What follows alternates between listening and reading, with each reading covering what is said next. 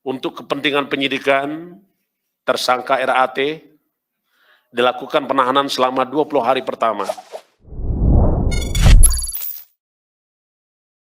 Reaksi Jonathan Latumahina lihat Rafael Alun Trisambodo pakai baju oranye tahanan sama Mario anaknya.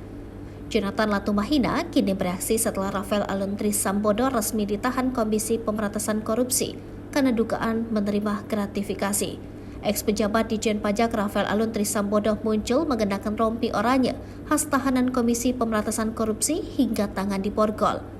Penampakan Rafael Alun Trisambodo tersebut bak mengingatkan Jonathan Latumahina, ayah David Ozora, kepada Mario Dandi yang lebih dulu mengenakan rompi oranye saat press release. Melalui akun Twitter Siksak, Jonathan Latumahina memberikan sindiran menohok setelah Rafael Alun Trisambodo resmi ditahan. Ia menyebut rompi oranye khas tahanan tersebut bak jersey tim sepak bola Belanda.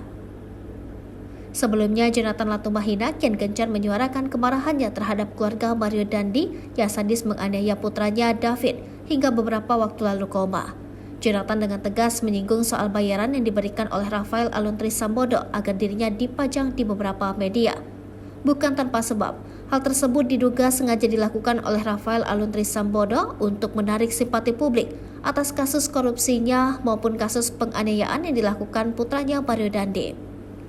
Sementara itu, sebelumnya Jonathan Latumahina menyinggung Rafael Alun Trisambodo yang ia sebut lebih menangisi hartanya yang disita KPK dibanding sang putra yang ditahan, dilansir dari akun Twitter Siksak. Dalam cuitan terbarunya, Jonathan Latumahina tampak menanggapi status tersangka yang kini melekat pada Rafael Alun Trisambodo. Setelah Rafael Alun Trisambodo ditetapkan tersangka pencucian uang, ex-pejabat pajak tersebut tampak meratapi nasibnya. Pasalnya, Rafael Alun Trisambodo mengaku bingung dan keberatan lantaran harta kekayaannya yang disita KPK.